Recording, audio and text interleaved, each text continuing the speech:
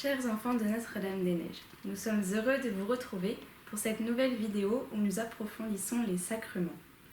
Aujourd'hui, nous voyons les deux sacrements dont nous n'avons pas encore parlé, le sacrement de l'ordre et le sacrement du mariage. Comme le dit le CEC, ce sont les deux sacrements du service de la communion, c'est-à-dire qu'ils confèrent une mission particulière dans l'Église et servent à l'édification du peuple de Dieu. Commençons par le sacrement de l'ordre. Pour commencer, vous savez tous que Jésus est le bon pasteur. Il donne sa vie pour ses brebis, pour chacun de nous. Il est le berger du troupeau qu'est l'Église. Mais Jésus, qui sait bien ce dont ses brebis ont besoin, a voulu qu'il y ait des bergers visibles pour les guider, les soigner et les aimer en son nom. Ces bergers sont les prêtres et les évêques, aidés par les diacres, qui reçoivent tous le sacrement de l'ordre.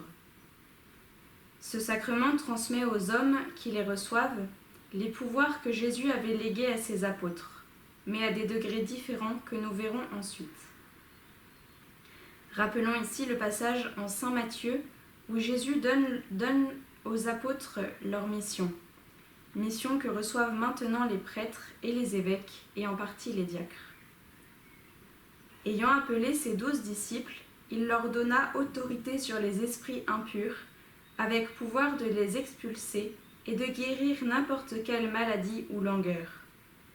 Ces 12, Jésus les envoya en mission avec les recommandations suivantes.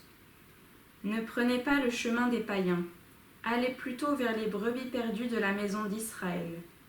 Chemin faisant, proclamez que le royaume des cieux est tout proche. Guérissez les malades, ressuscitez les morts, purifiez les lépreux, expulsez les démons. Cette mission est accomplie par ceux qui en reçoivent la force par le sacrement de l'ordre, qui a 3 degrés différents et qui se transmet par le signe de l'imposition des mains et la prière consécratoire. Voyons donc les 3 degrés. Tout d'abord, l'ordination diaconale, qui établit un homme diacre, c'est-à-dire serviteur. Par le sacrement de l'ordination diaconale, ils reçoivent la force nécessaire pour servir l'Église. Ils sont configurés au Christ serviteur de tous. Ils vont servir l'Église par le service de la lumière, qui consiste à assister l'évêque et les prêtres dans la célébration de l'Eucharistie, à baptiser, à bénir les mariages et à présider les funérailles. Ils vont aussi la servir par le service de la parole, dans la proclamation de l'Évangile à la messe et en prêchant lors de l'homélie. Et enfin, par le service de la charité, en se dévouant dans différents services. On peut facilement reconnaître les diacres grâce à leur étole en diagonale. Depuis le Concile Vatican II, le diaconat a été rétabli en tant que degré propre et permanent de la hiérarchie, c'est-à-dire que l'on peut être diacre toute sa vie. Ainsi, des hommes mariés peuvent recevoir le diaconat permanent, ils ne seront jamais prêtres. Ensuite, l'ordination sacerdotale ou presbytérale. Celle-ci fait du diacre un prêtre, c'est-à-dire un intermédiaire entre Dieu et les hommes. Le premier intermédiaire entre nous et Dieu est bien sûr Jésus lui-même. Mais par l'ordination sacerdotale, le prêtre continue la mission de Jésus en recevant le pouvoir de consacrer le pain et le vin et celui de pardonner les péchés. Cette ordination n'est donc plus seulement un service, mais un véritable sacerdoce ministériel. Le prêtre est réellement un autre Christ. À travers lui, c'est Jésus qui agit. Le prêtre, comme le diacre, dépend de l'évêque, et c'est ce dernier qui leur confère l'ordination. Un exemple admirable de prêtre est le saint curé d'Ars. Je vais donc vous raconter une partie de son histoire. Quand il est nommé curé d'Ars, il reçoit de son évêque cette simple instruction. Il n'y a pas beaucoup d'amour de Dieu dans cette paroisse, vous en mettrez. De son côté, Jean-Marie aime déjà ce village de 230 habitants qu'il ne connaît pas encore. Il se sent vraiment le père de chacun, de ses paroissiens, et il entend bien les conduire à Dieu. Le premier qu'il rencontre, c'est un petit berger de 10 ans, Antoine Givre. Le village est caché dans la brume par un pli de terrain, et notre abbé cherche son chemin. Il interpelle l'enfant qui lui donne alors les explications nécessaires. « Mon petit ami, lui répond Jean-Marie, tu m'as montré le chemin d'Ars, eh bien moi, je te montrerai le chemin du ciel. Rien ne sera trop beau ni trop riche pour la maison de Dieu. » Jean-Marie arrive à Ars dans l'indifférence générale. Il découvre l'église, ni belle, ni riche. Or, si notre saint curé aime la pauvreté, il ne l'admettra jamais pour son église. Dès cet instant, il sait ce qu'il lui reste à faire. Il l'agrandira, embellira la demeure du Saint-Sacrement, le tabernacle. Il reconstruira le clocher, détruit pendant la Révolution. Il achètera un maître-autel, une cloche, des vêtements sacerdotaux, des vases sacrés. Le saint curé d'Ars est brûlant d'amour pour Jésus, en sa sainte Eucharistie. C'est là qu'il vient puiser à la source toute l'énergie et tout l'amour dont il a besoin. Au début, son activité à Ars est très réduite, et il célèbre sa messe presque tout seul. Aussi a-t-il beaucoup de temps libre. Il le passe alors en grande partie devant le tabernacle, en prière, devant le Seigneur, absorbé en lui. Plusieurs personnes racontent avoir vu le saint curé en prière. On dirait qu'il voit notre Seigneur.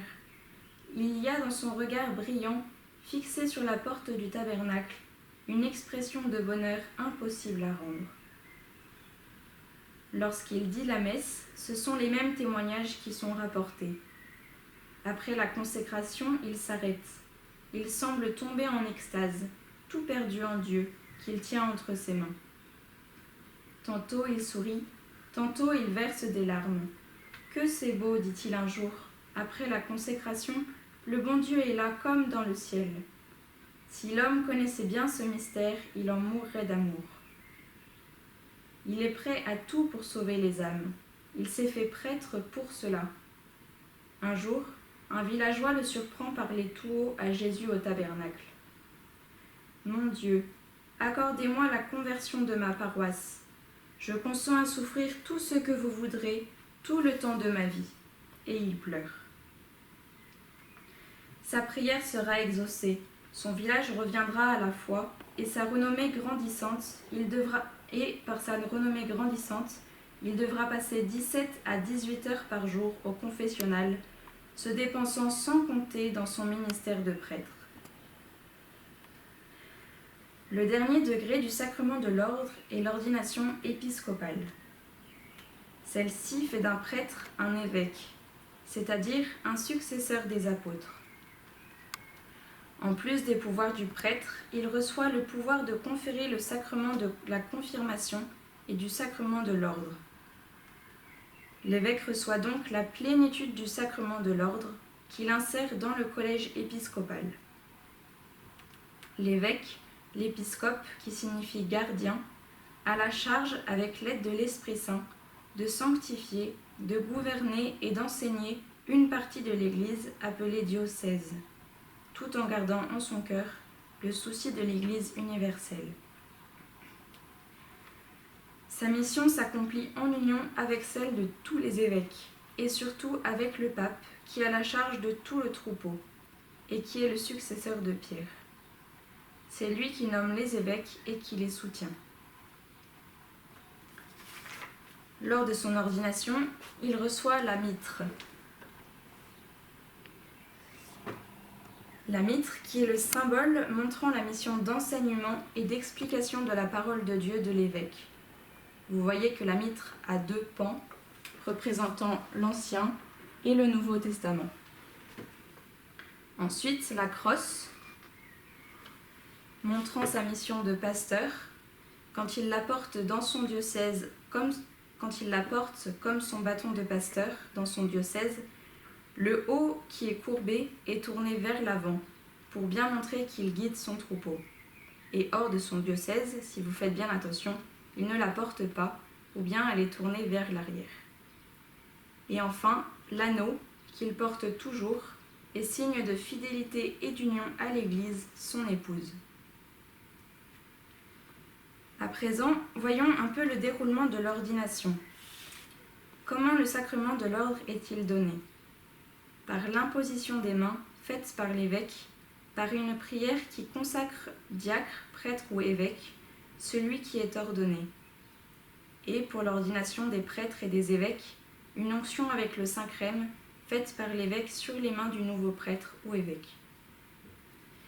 Mais vous pouvez vous demander, comment décide-t-on de devenir diacre, prêtre ou évêque? Cela se passe comme le choix d'un métier? Eh bien non. Car ce n'est pas un métier qu'on choisit, mais un service auquel on est appelé par Dieu, une vocation.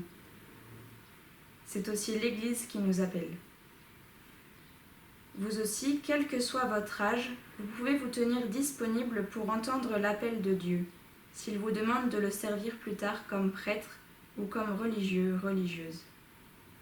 Il ne faut pas avoir peur de répondre oui de tout son cœur. C'est si beau de se donner tout entier à Dieu pour le faire connaître et aimer. À présent, voyons un peu le sacrement du mariage. Vous vous rappelez que dans l'Évangile, Jésus accomplit son premier miracle lors des noces de Cana.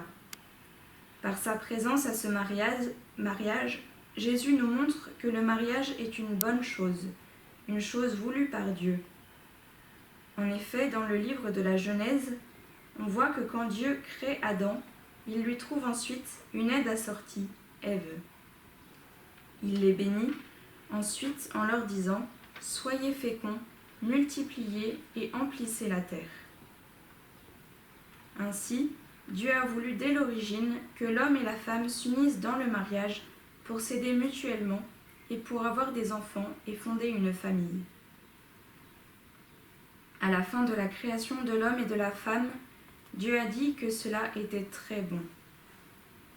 Le mariage est bien une réalité naturelle, mais rappelez-vous la définition du sacrement, signe sensible et efficace institué par Jésus, confié à l'Église et qui augmente en nous la grâce.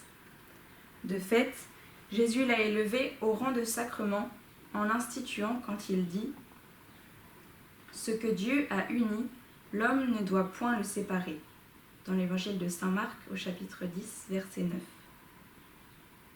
Par sa présence aux noces de Cana, Jésus nous montre aussi qu'il continuera d'être invisiblement présent auprès de tous les époux pour les aider par le sacrement du mariage, qui est bien le mariage à l'Église et non seulement en mairie.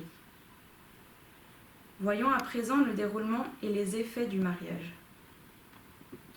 Pour les autres sacrements, le prêtre ou l'évêque était l'acteur principal. Ici, ce sont les époux eux-mêmes qui s'engagent devant Dieu et devant les hommes à s'aimer toute leur vie et à fonder une famille. Cet engagement, libre et unique et indissoluble, et demande la fidélité. Il est ordonné à l'union des conjoints, à la procréation et à l'éducation des enfants. Cependant, pour le sacrement du mariage, la présence du prêtre ou du diacre est tout de même nécessaire, car celui-ci accueille le consentement des époux au nom de l'Église et donne la bénédiction de l'Église. À travers lui, c'est Dieu qui cimente l'engagement des époux, qui scelle leur alliance. Le sacrement du mariage donne réellement la force aux époux de s'aimer pour la vie, car il procure un amour à l'image de l'amour de Jésus pour l'Église, son épouse. La force d'être fidèles et de se pardonner mutuellement, le moyen de s'aider à devenir des saints et la grâce d'accueillir et d'éduquer des enfants donnés par Dieu. Le Christ est la source de ces grâces. À l'image des trois personnes de la Sainte Trinité, qui, dans l'amour, ne font qu'un, la famille est appelée à être une intime communauté de vie et d'amour. La Sainte Famille de Nazareth est le modèle de toutes les familles et il est important de bien lui demander son aide. Pour conclure, prions pour que chacun de nous réalise bien la mission particulière que Dieu lui confie, soit dans le mariage, la vie religieuse ou l'ordination sacerdotale. Pour cela, je vous propose que nous disions ensemble la prière à Notre-Dame du sacerdoce. Vierge Marie, Mère du Christ prêtre, Mère des prêtres du monde entier, vous aimez tout particulièrement les prêtres, parce qu'ils sont les images vivantes de votre Fils unique. Vous avez aidé Jésus par toute votre vie terrestre, et vous l'aidez encore dans le ciel. Nous vous en supplions, priez pour les prêtres, priez le Père des cieux pour qu'il envoie des ouvriers à sa moisson. Priez pour que nous ayons toujours des prêtres qui nous donnent les sacrements, nous expliquent l'évangile du Christ et nous enseignent à devenir de vrais enfants de Dieu. Et puisque votre cœur a tout pouvoir sur lui, obtenez-nous, ô Marie, des prêtres qui soient des saints. Amen.